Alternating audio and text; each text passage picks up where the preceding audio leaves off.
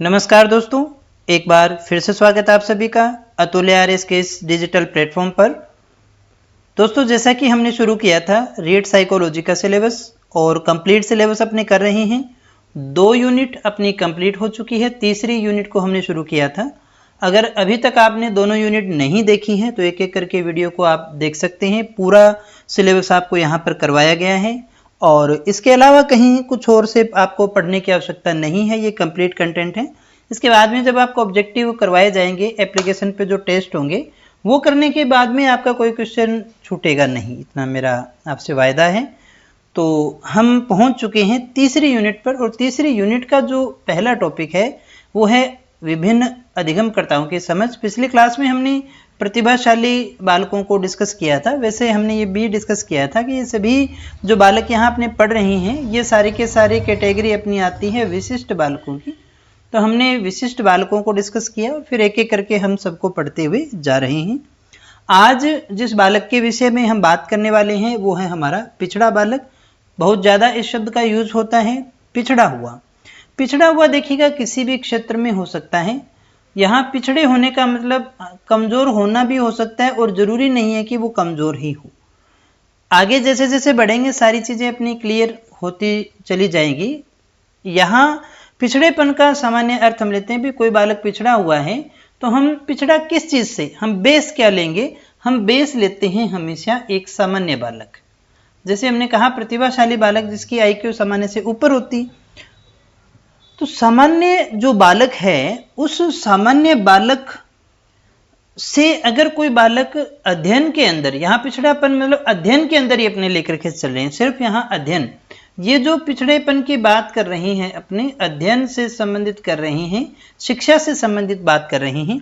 सामान्य बालक जितना पढ़ चुका है, जितना सीख चुका है, उस सामान्य बालक से अगर कोई पीछे है यानी उसने कम सीखा हुआ है, कारण चाहे कोई भी है, वो मंदबुद्धि भी हो सकता है, नहीं भी हो सकता है, वो प्रतिभाशाली भी हो सकता है, किसी कारण से कुछ दिन स्कूल में नहीं आ पाया इसलिए वो पीछे है, यानी सामान्य के बराबर अभी वो नहीं है, तो उस समय हम उसे पिछड़ा बालक कहेंगे। और यहाँ हमें ये समझ जाना चाहिए कि यहाँ पिछड़ा होने का मतलब स्थायी रूप से पिछड़ापन नहीं है। अगर उसकी वो समस्या दूर हो जाएगी तो वो बाकियों के समान भी आ सकता है। तो यहाँ हम सीधा सीधा अर्थ लेते हैं पिछड़ा बालक किसमें? पढ़ाई में कोई बालक इस समय पिछड़ा हुआ है। अब जिस समय उसका टेस्ट किया जा रहा है उस समय वो पिछड़ा हुआ है, तो उसका कोई भी कारण हो सकता है। जैसे मान लीजिएगा फर्स्ट टेस्ट में बहुत अच्छे अंक आते हैं, उसके सेकंड टर्म में भी बहुत आए, लेकिन वो उसके कुछ बीमार हो गया, कुछ ऐसा हुआ, वो अर्धवार्षिक में नहीं पढ़ पाया। अब अर्धवार्षिक में सामान्य बच्चों से भी वो कम नंबर लाए हैं, तो उस समय हम क्या कहेंगे उसको? उस समय वो बालक कैसा रह गया? एक पिछड़ा बालक की श्रेणी में आता है। तो उम्मीद है ये बात आप समझ गए होंगे। यहाँ पिछड़ा मतलब शिक्षा में, अध्ययन में पिछड़ा हुआ किससे? सामान्य बालक से कम काम वो कर पा रहा है तो उसे अपने पिछड़ा बालक कहेंगे। आइए देखते हैं क्या क्या कहा गया है। ऐसे बालक जो शिक्षा प्राप्त करने में सामान्य बालकों से पिछड़ जाते हैं वो पिछड़े बालक कहलाते हैं। सीधा सीधा सा अर्थ है कि जो बालक सामान्य बालकों से पीछे रह गए हैं अध्ययन में वो सभी पिछड़े बालक कहलाएंगे। और ऐसा शब्द जैसे पिछड़ा बोलते हैं ना, हमारे दिमाग में आता है कि पिछड़ा है तो कमजोर ही होगा, मंदबुद्धि होगा, लेकिन ये जरूरी नहीं है कि मंदबुद्धि बालक ही पिछड़ा बालक हो।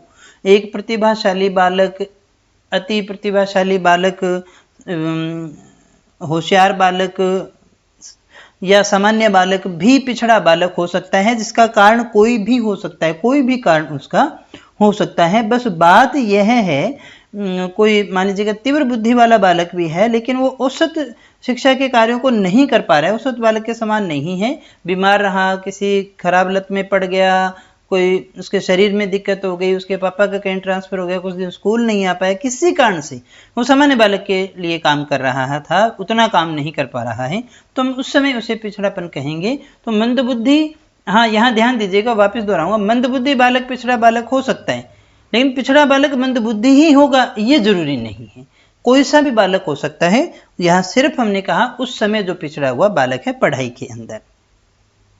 तो यहाँ हम जब भी बात करते हैं शैक्षिक लब्धि की बात करते हैं, शैक्षिक दृष्टि से कमजोर है, शैक्षिक लब्धि को अपने निकालते हैं, शैक्षिक आयु जितना साल का उसे काम करना था और दैहिक आयु दोनों को निकाल करके 100 से अपने मल्टीप्लाई कर देते हैं, उसके बाद में हमारा आंसर आ जाता है। शैक्षिक आयु यानी इस समय उसको कितनी शिक्षा आनी चाहिए थी, किस एज तक का आना चाहिए था, 12 तक का आना चाहिए था, और वो 12 और नीचे देखिएगा 10 है, सॉरी वो 15 है दैहिक आयु और यहाँ पर 12 है, तो फिर वो क्या हो जाएगा, कम हो जाएगा। तो इस तरह से हम इसको निकाल सकते हैं। एक दो परिभाषाएं हैं, उनसे चीज और स्पष्ट हो जाएंगी। बर्टन हॉल क्या कहते हैं, पिछड़े बालकों की श्रेणी में वे बालक आते हैं जिनकी शैक्षणिक उपलब्धि स्वाभाविक योग्यताओं से कम होती है। ध्यान दीजिएगा, जिनकी शैक्षणिक उपलब्धि उनकी स्वाभाविक जो योग्यता है ना, जितना ध्यान दीजिएगा, जो बालक जितना कर सकता था, हम मानते भी 10 साल के बच्चे को इतना आना चाहिए, अगर उसको उतना नहीं आ रहा है तो फिर दिक्कत है, वो पिछड़ा हुआ है। जैसे हमने ये माने कि 5 साल का बच्चा है, वो अच्छे से बोलना, पढ़ना, लिखना, बात करना आता है, चलना फिरना आता है उसको, लेकिन आपको 5 साल का कोई ऐसा बच्चा देखने को मिले जो अभी तक पूरी तरह से बोल नहीं पा रहा है, उसको बोलना नहीं आता है, तो इसका मतलब वो पिछड़ा हुआ है। सामान्य जो उस समय उसकी जो स्वाभाविक योग्यता होनी चाहिए थी उससे कम है, तो हम उसे पिछड़ा बालक कहेंगे। बर्टन हॉल महोदय ऐसा कहते हैं। शोनेल ने भी अच्छी परिभाषा दी, पिछड़ा बालक वह बालक है जो अपनी आयु स्तर के, जो उसकी एज है, उस आयु स्तर के बालकों की तुलना में उल्लेखनीय शैक्षणिक कमजोरी प्रस्तुत करता है। ध्यान दीजिएगा, जितना वो है, जिस आयु स्तर का है, उससे वो क्या है, शैक्षणिक रूप से कमजोर है, तो उसे अपने पिछड़ा बालक ही कहते हैं। फिर अपने बात करते हैं सिरिल बर्ट। सिरिल बर्ट कौन है, सिरिल बर्ट है पिछड़े बालक वे बालक हैं जो स्कूली जीवन के मध्य में अपनी आयु स्तर की कक्षा से एक सीढ़ी नीचे के कार्य को करने में असमर्थ होते हैं। उन्होंने कहा, अगर मान लीजिएगा वो 6th क्लास का है, अगर वो 5वीं से नीचे का भी कार्य नहीं कर पा रहा है, तो इसका मतलब वो क्या है, इसका मतलब ये है कि वो बालक कैसा है, पिछड़ा बालक है, अपने ऐसा स्कूली जीवन से लेकर के ही चलते हैं, यानी सीधा सीधा है, पढ़ाई से ही इसका लेना देना है। फिर हम बात कर लेते हैं पिछड़े बालकों की विशेषताएं कैसे पहचानेंगे, क्या क्या विशेषताएं उसमें होती हैं किसी पिछड़े बालक में। सबसे पहले तो उसमें जीवन के प्रति क्या मिलेगी, निराशा मिलेगी। ऐसे बालक क्या कहेंगे पिछड़े बालक, भाई होना तो है नहीं कुछ, पढ़ करके भी क्या होगा, मजदूरी कर लेंगे, खेत में काम कर लेंगे, चौकीदारी कर लेंगे, कुछ भी ऐसा काम हम कर लेंगे जिसमें पढ़ना नहीं पड़ेगा, और उसको जीवन में कहीं भी कोई आशा उम्मीद दिखाई नहीं देती है, हमेशा नेगेटिव पर्सन आपको मिलेगा। तो इसकी सबसे पहली विशेषता यही है कि यह एक नेगेटिव बालक होता है, इसमें नकारात्मकता होती है, जीवन के प्रति निराश ही होता है वो। फिर देखिएगा, होमवर्क और क्लास वर्क जो है उसको वो स्पष्ट रूप से नहीं कर पाता है, जो होमवर्क देते हैं वो नहीं करता है, न तो करता है न ही उसको पूरा कर पाता है, ऐसे पिछड़े बालक हो गए। मानसिक रूप से वो क्या होगा, मानसिक रूप से अस्वस्थ होगा, जल्दी कोई डिसीजन नहीं ले पाएगा, बहुत जल्दी घबरा पाएगा, तो ऐसी चीजें उसके, ऐसी दिक्कत उसके साथ में होती हैं मानसिक रूप से। फिर हम बात करते हैं बुद्धि लब्धि IQ, तो इसकी IQ भी क्या होती है, इसकी IQ भी काफी कम होती है, IQ बहुत कम होती है, ये भी हमें समझना होगा थोड़ा। इसके बाद में हम बात करें कुसमायोजित, यानी कि ऐसा बालक क्या होगा, समाज के अंदर कुसमायोजित होगा, वो अच्छे से समायोजित नहीं हो पाता है क्योंकि पिछड़ा हुआ है, बाकी उससे आगे हैं, इसलिए वो नहीं हो पाएगा। तो ये भी एक उसकी विशेषता मिलती है हमें देखने को। विद्यालय के सामान्य पाठ्यक्रम और शिक्षण विधियों से लाभ उठाने में भी वो क्या रहेगा, असफल, यानी नॉर्मल जो पाठ्यक्रम है ना और शिक्षण विधियां, जैसे क्लास में जो सबको पाठ्यक्रम चला रहे हैं ना, उससे उसको लाभ नहीं होगा, वैसे टीचिंग मेथड से भी उसको लाभ नहीं होगा। तो फिर क्या करेंगे, उसको अन्य विधियों से, कुछ विशिष्ट विधियों से जो है उसको हमें इस्तेमाल करना पड़ेगा, उससे ही हो पाएगा। ठीक है, क्या समझे हम, यानी कि जो सामान्य नॉर्मल क्लास चल रही है ना, उससे उसको फायदा नहीं होगा, वो पिछड़ा हुआ है, वो उस क्लास में उसको कुछ समझ में नहीं आएगा। तो ऐसे बच्चे के लिए विशिष्ट पाठ्यक्रम बनाना पड़ेगा और विशिष्ट शिक्षण विधियों का उपयोग करना पड़ेगा, आगे उपाय में भी देखेंगे अपने। और ये जो बालक होगा थोड़ा अपराधी स्तर का भी हो जाता है, समाज विरोधी कार्य करने लगता है, जैसे ट्यूबलाइटें फोड़ दी, कुछ चोरी कर ली, सरकारी संपत्ति को नुकसान पहुंचा दिया, मारपीट कर ली, इस तरह की गतिविधियां भी पिछड़े बालकों में हमें देखने को मिलेगी। इनकी बुद्धि लब्धि 80 से 89 89 तक होती है, ये भी काफी इंपॉर्टेंट क्वेश्चन है, कई बार पूछा गया है, तो इसको अच्छे से देख लीजिएगा। इसके बाद में हम बात करें पिछड़ेपन के कारण क्या हो सकते हैं, ऐसे क्या कारण है कि बालक पिछड़ जाता है। सबसे पहला विद्यालय से पलायन करने की उसकी आदत हो जाती है। पलायन मतलब विद्यालय से भाग जाता है। कुछ बच्चों को स्कूल भेजा जाता है लेकिन वो स्कूल तक पहुंचते नहीं है, रास्ते में गायब हो जाती है, स्कूल जाकर के गायब हो जाते हैं, निकल जाते हैं स्कूल से किसी तरह से। तो वो जाएगा ही नहीं स्कूल में तो फिर सीखेगा कैसे, उसको पिछड़ा हुआ रहना ही है।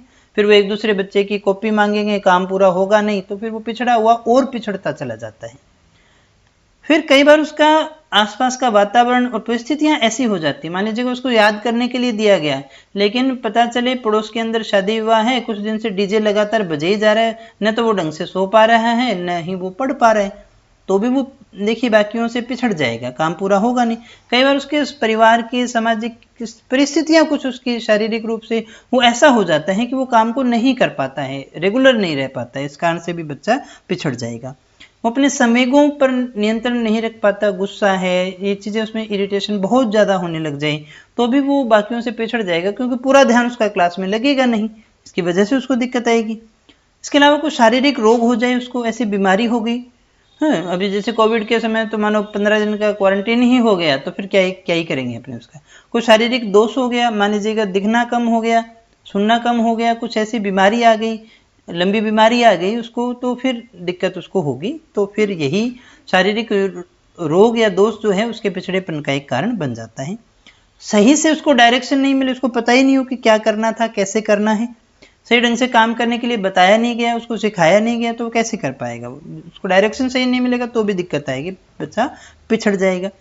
अयोग्य अध्यापक और कई क्रूर तो न कहीं क्रूर कह सकते हैं, वैसे कुछ अध्यापक होते हैं जो बच्चों के साथ सख्ती से पेश में आते हैं, तो ऐसे बच्चों से बच्चा जो है वो घबराना शुरू कर देगा, फिर वो क्लास में नहीं आता है। तो ये भी इसकी एक दिक्कत होती है, जिसके कारण देखिएगा वो बच्चा जो है वो पूरी तरह से क्लास में नहीं आने के कारण जो है बाकी बच्चों से पीछे रह जाएगा। ये भी थोड़ा सा हमें याद रखना है इसको, इस बात को। उपयुक्त पोषण, बच्चे को अगर मान लीजिएगा उपयुक्त पोषण नहीं मिले, खाना नहीं मिले तो बीमार हो जाएगा। उपयुक्त पोषण नहीं मिलने के कारण भी जो बच्चा है वो क्या होगा, पिछड़ जाएगा। व्यक्तिगत रूप से ध्यान नहीं दिया जाए बच्चे के ऊपर, पर्सनल ध्यान, माता पिता का ध्यान नहीं हो, टीचर का ध्यान नहीं हो, तो फिर वो कुछ भी करता है, कुछ और करना शुरू कर देगा, तो इससे भी बच्चा जो है वो पिछड़ जाता है। कई बार बुरी लत लग गई उसको, कोई मद्यपान या कुछ नशे की लत लग गई तो फिर उसका ध्यान वहीं लग जाता है, काम नहीं कर पाएगा, पीछे रह जाएगा।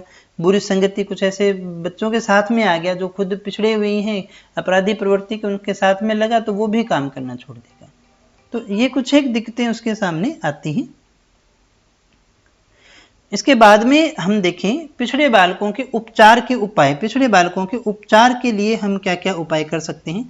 पहला उपाय है कुशल अध्यापकों की नियुक्ति। इसके लिए क्या की जाएगी, कुशल अध्यापकों की नियुक्ति की जाए, अच्छे टीचर उनके लिए लाए जाएं जो अच्छी शिक्षण विधियों का उपयोग करें, बच्चों की भावनाओं को समझें, उनके कारणों को जान पाएं और उन्हें दूर कर पाएं।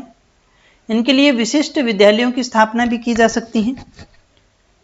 बच्चों को मोटिवेट किया जाए, पीछे रह गया तो उसको मोटिवेट करके, क्योंकि उसको थोड़ा ज़्यादा काम करना पड़ेगा, बात तो इतनी है, रेगुलर काम तो वो कर ही रहा है, जो पीछे रह गया वो काम उसको एक्स्ट्रा करना है, उसको मोटिवेट किया जाए, हाँ भाई तू कर लेगा, तो फिर वो कर ही लेगा।